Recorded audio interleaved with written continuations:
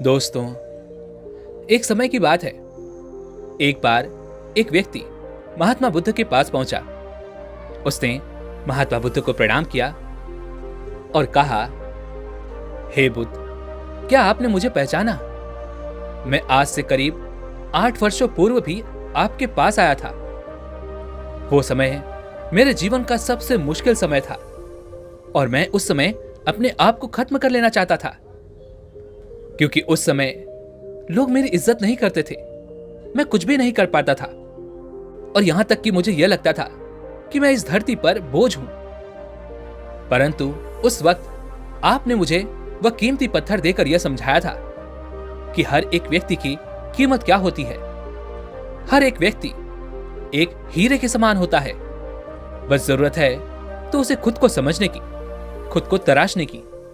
और इसके लिए हमें खुद को समझना बहुत आवश्यक है और साथ ही हमें मेहनत भी करनी चाहिए, क्योंकि बिना मेहनत के आपको कभी कोई अनुभव नहीं प्राप्त हो पाएगा और बिना अनुभव के आप केवल एक पत्थर ही बनकर रह जाएंगे।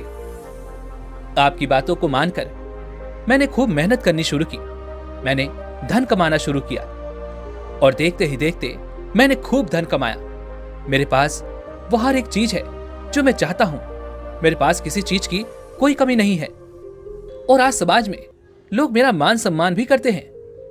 मेरे परिवार के सभी सदस्य, मेरे रिश्तेदार सभी मुझसे खुश रहने लगे और इसी तरह से समय बीतता गया। हफ्तों के बाद महीने, महीनों के बाद साल, और देखते ही देखते परिस्थितियां बिल्कुल वैसी ही हो गई जैसे कि पहले थी। हालांकि उस वक्त मेरे पास धन नहीं था, लेकिन आज मेरे पास धन है।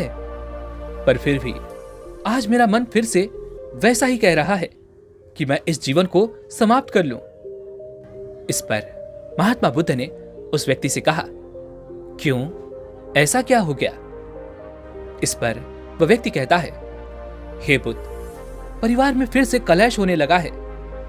मेरे माता पिता, मेरी पत्नी आपस में लड़ते झगड़ते रहते हैं। मेरी कोई एक तक नहीं सुनता। अब तो ऐसा लगता है कि मैंने जो इतनी मेहनत की है वो सब बेकार हो गई। मैंने जो इतना धन कमाया, इतनी शान और शौकत कमाई, वो सब व्यर्थ हो गया।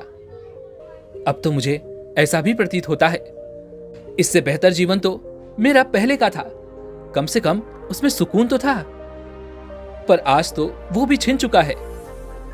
महात्मा बुद्ध ने उस व्यक्ति की सारी बातें ध्यानपूर्वक सुनी और उसके बाद वह मुस्कुराते हुए उस व्यक्ति से कहते हैं, भंते, अभी कौन सा मौसम चल रहा है? इस पर वह व्यक्ति जवाब देते हुए कहता है, हे बुद्ध, अभी गर्मियां हैं। तभी महात्मा बुद्ध ने कहा, जाओ और धूप में खड़े हो जाओ। इस पर वह व्यक्ति थोड़ा सा हिचकिचाया और महात्मा बुद्ध से कहता है, हे बुद्ध, किंतु बाहर बहुत तेज धूप है और इतनी कड़ाके की धूप में खड़ा रहना बहुत मुश्किल है। तभी महात्मा बुद्ध कहते हैं, भंते, जैसा मैंने कहा है वैसा करो, जाओ और धूप में खड़े हो जाओ। वह व्यक्ति महात्मा बुद्ध की बात मान लेता है और जाकर धूप में खड़ा हो जाता है। कुछ देर तक तो वह आसानी से खड़ा रह गया, लेकिन कुछ देर बाद उसका इस कड़ाके की धूप में खड़ा रहना मुश्किल होने लगा था। उससे अब धूप की यह गर्मी सही नहीं जा रही थी। अब उसकी हालत खराब होने लगी थी। यह देख महात्मा बुद्ध ने उस व्यक्ति को अपने पास बुलाया और कहा, भंते, क्या धूप में तुम्हें कोई परेशानी हो रही थी या फिर धूप में तुम्हें कोई सुकून मिल रहा था? इस पर वह व्यक्ति थोड़ा सा गर्म होते हुए महात्मा बुद्ध से कहता है, हे बुद्ध, भला धूप में कैसा सुकून मिलेगा? इतनी कड़ाके की धूप पड़ रही है और ऐसे में मुझे वहां पर खड़ा रहना पड़ा। इतनी गर्मी में मेरी हालत खराब हो गई और आप कह रहे हैं कि धूप में कोई परेशानी तो नहीं हुई?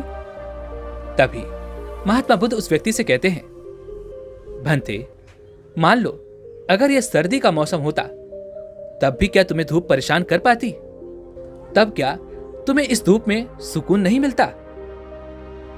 इस पर वह व्यक्ति कहता है, हे बुद्ध, सर्दियों के मौसम में तो धूप हमें सुकून देती है, धूप से हमें राहत मिलती है। इस पर महात्मा बुद्ध मुस्कुराते हुए उस व्यक्ति से कहते हैं, भंते, आखिर धूप तो वही है, फिर एक मौसम में वो तुम्हें परेशान कर रही है और वहीं पर दूसरे मौसम में वह तुम्हें सुकून दे रही है और हमें धूप से राहत मिलती है। इसका अर्थ यह है कि धूप तो अब भी वही है जो पहले थी, लेकिन अब परिस्थितियां बदल चुकी हैं और जो व्यक्ति परिस्थितियों के अनुसार अपने आप को नहीं ढालता, परिस्थितियों के अनुसार नहीं बदलता, उसे तकलीफें तो उठानी ही पड़ेंगी। मान लो अगर कोई व्यक्ति है जिसे सर्दियों की धूप में राहत मिलती थी और वह उसका लुत्फ भी उठाता था, परंतु जब गर्मियों का मौसम आया तो वह धूप में खड़ा होकर यह कहने लगा कि आखिर मुझे सुख क्यों नहीं मिल रहा, मुझे तकलीफें क्यों उठानी पड़ रही हैं, यह धूप मुझे परेशान क्यों कर रही है। ऐसे में तुम ही बताओ, गलती किसकी है? ऐसे में क्या गलती धूप की है या फिर मौसम की जो बदल गया? इस पर वह व्यक्ति जवाब देते हुए कहता है, हे बुद्ध, ना तो मौसम की गलती है और ना ही धूप की, गलती तो उस व्यक्ति की है जो गर्मियों के मौसम में भी धूप में सुकून ढूंढ रहा है। गलती तो उसी व्यक्ति की है, उसे गर्मियों में इस तरह से धूप में नहीं खड़ा होना चाहिए, बल्कि वहां से हट जाना चाहिए। इस पर महात्मा बुद्ध उस व्यक्ति से कहते हैं, भंते, ठीक इसी प्रकार जब हमारे जीवन में सुख आता है तो हम उस सुख को पकड़ लेते हैं, उस मौसम को जाने नहीं देना चाहते, लेकिन वास्तविकता तो यही है कि वह मौसम बदल ही जाएगा, उसे हम पकड़ नहीं सकते और हम वहीं पर खड़े रह जाते हैं, जबकि हमें वहां से हट जाना चाहिए क्योंकि अब उस जगह पर दुख आ चुका है। ऐसे में केवल जिद करने से आपको सुख प्राप्त नहीं होगा, बल्कि जो मौसम तुम्हें छोड़कर चला गया है उसे छोड़कर आगे बढ़ो और जो मौसम आ रहा है उसकी तैयारियां करो, क्योंकि गर्मियां आपको कोई दुख देने नहीं आती हैं, वह तो आपको सुख ही देती हैं, वह तो आपको मजबूत बनाती हैं और आपके जीवन में परिवर्तन लाने का प्रयास करती हैं। फिर भी तुम सुख की चाह में कड़ाके की धूप में खड़े होकर यह कहो कि मेरे जीवन में दुखों का सैलाब उमड़ रहा है, चारों तरफ केवल परेशानियां ही परेशानियां हैं, चारों तरफ केवल समस्याएं ही समस्याएं हैं और ऐसे हालात में मैं अपने जीवन को समाप्त कर लूंगा क्योंकि जैसा मैं चाहता था वैसा तो कुछ हो ही नहीं रहा। तो ऐसा करना नासमझी से ज्यादा और कुछ भी नहीं है।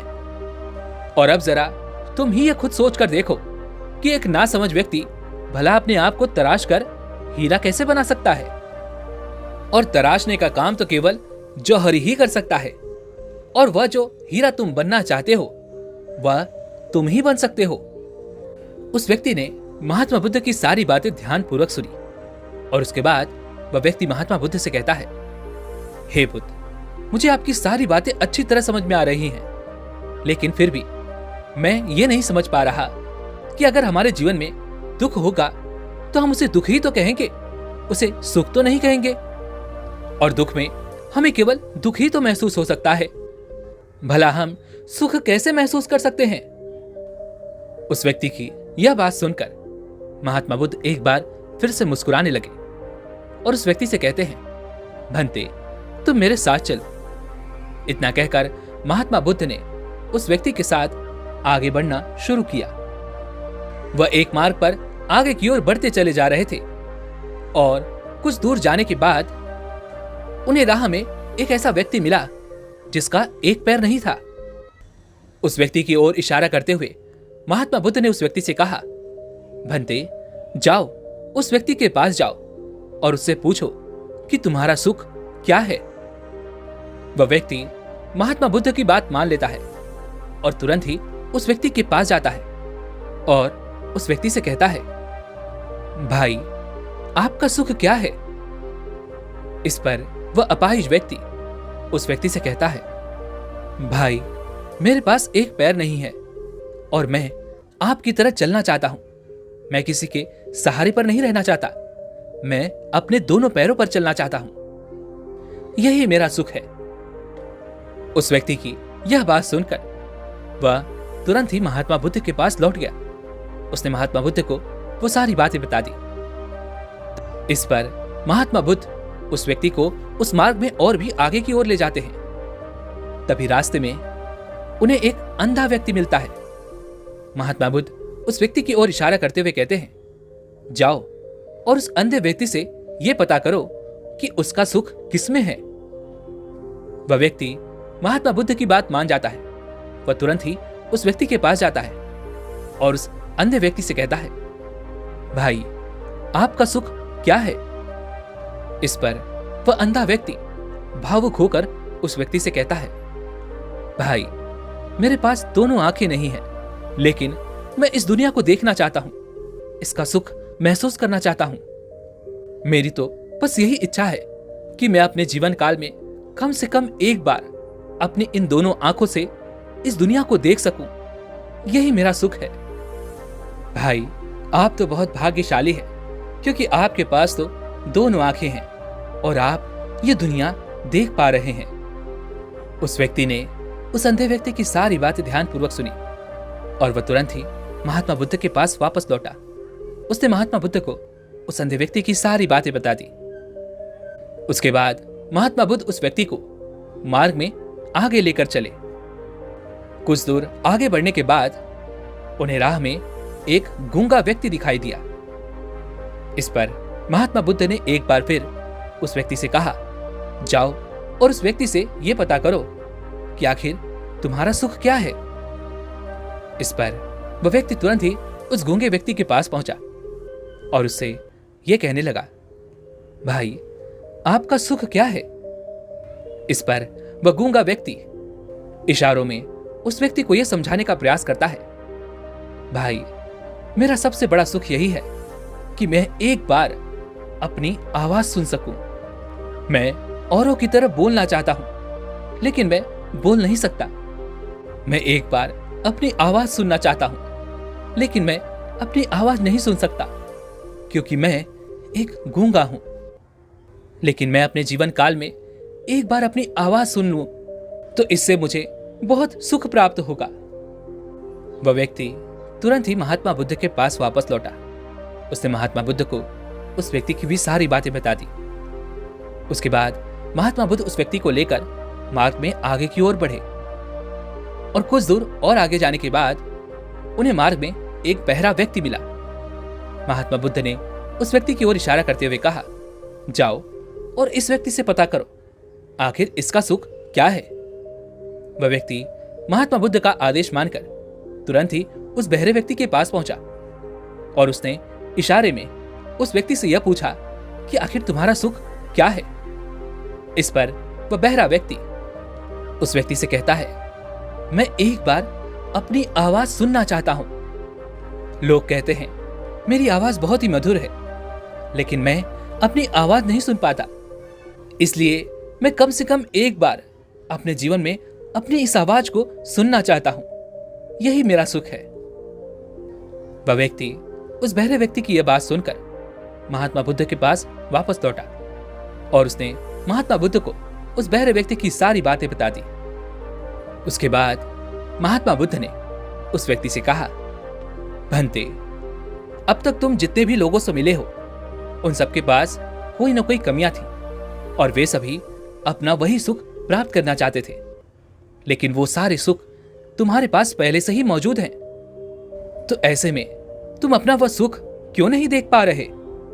तुम पैरों से अपाहिज नहीं हो, तुम्हारी आंखें भी हैं, तुम बोल भी सकते हो और तुम सुन भी सकते हो, और तो और तुम निर्धन भी नहीं हो। तो ऐसे में तुम्हें अपना सुख क्यों नहीं दिखाई दे रहा। इसके जवाब में वह व्यक्ति महात्मा बुद्ध से कहता है, हे बुद्ध, अब तक मैं जिनसे भी मिला हूं उन सभी लोगों के पास जो नहीं है वह उन्हीं के पीछे तो भाग रहे हैं, और ऐसे में मैं भी तो उन्हीं चीजों के पीछे भाग रहा हूं जो मेरे पास नहीं है, और उसमें ही तो मेरा सुख है। तभी महात्मा बुद्ध उस व्यक्ति से कहते हैं, भंते, क्या सुख कोई वस्तु है या कोई ऐसा खिलौना है जिसे पाकर तुम खुश हो जाओगे? तुम्हें तुम्हारा सुख मिल जाएगा। तुम ही बताओ, क्या सुख किसी चीज से मिल सकता है जो हमारे पास है ही नहीं? या फिर सुख हमें उस चीज से प्राप्त होता है जो हमारे पास है?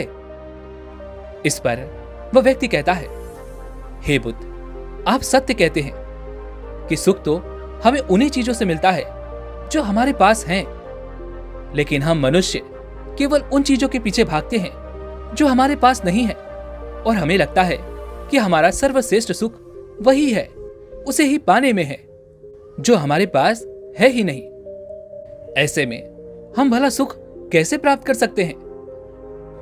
महात्मा बुद्ध ने उस व्यक्ति की सारी बातें ध्यानपूर्वक सुनी, और उसके बाद महात्मा बुद्ध उस व्यक्ति को एक ऐसी जगह पर ले गए जहां पर एक पागल व्यक्ति बैठा हुआ था।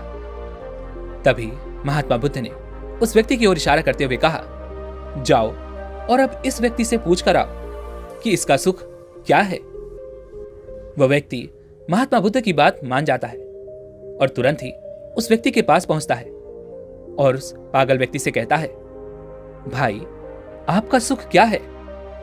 इस पर वो पागल व्यक्ति कहता है, वो रहा मेरा सुख, जाओ और मुझे ला कर दो, मुझे वो चाहिए। इस पर वो व्यक्ति कहता है, कहां है तुम्हारा सुख? मुझे तो नहीं दिख रहा। इस पर वो पागल व्यक्ति उस व्यक्ति से कहता है, अरे तुम पागल हो क्या? तुम्हें दिखाई नहीं दे रहा? वो रहा मेरा सुख, जाओ और उसे ला कर दो, वो मुझे चाहिए ही चाहिए। इस पर वह व्यक्ति कहता है, अरे भाई, वहां पर कुछ भी नहीं है। यह सुनते ही वो पागल व्यक्ति क्रोधित हो गया और उस व्यक्ति के पीछे पड़ गया। वह उसे दौड़ाने लगा। तभी वह व्यक्ति भागते हुए महात्मा बुद्ध के पास जा पहुंचा। उस व्यक्ति ने महात्मा बुद्ध से कहा, हे बुद्ध, वह तो अजीब सा पागल है। वह तो कह रहा है कि मेरा सुख वहां पर है, जाओ मुझे ला कर दो, मुझे वो चाहिए ही चाहिए। और जब मैंने उससे कहा कि मुझे तुम्हारा सुख दिखाई नहीं दे रहा, तो वह क्रोधित हो उठा और मेरे पीछे ही पड़ गया। किसी तरह से मैं जान बचाकर आपके पास पहुंच पाया हूं। हे बुद्ध, अब आप ही मुझे बताइए कि मैं उस पागल व्यक्ति के उस सुख को कहां से लाकर दूं? मुझे जब कुछ दिखाई ही नहीं दे रहा, तो मैं उसे वह सुख कहां से लाकर दे सकता हूं? इस पर महात्मा बुद्ध मुस्कुराते हुए उस व्यक्ति से कहते हैं, भंते, ठीक इसी तरह हम भी पागल हैं। हम भी केवल उन्हीं चीजों के पीछे भाग रहे हैं जो है ही नहीं। हम भी वही पाना चाहते हैं जो है ही नहीं। हम उसमें अपना सुख नहीं देख पा रहे जो हमारे पास है, लेकिन हम उसमें अपना सुख ढूंढ रहे हैं जो हमारे पास आज और अभी नहीं है। हमारी भी स्थिति उस पागल से ज्यादा और कुछ नहीं है। हम भी उस पागल की तरह ही हैं जो अपना सुख यहां वहां ढूंढते फिरते हैं और उसके पीछे भागते रहते हैं, लेकिन हमारे हाथ कुछ नहीं आता।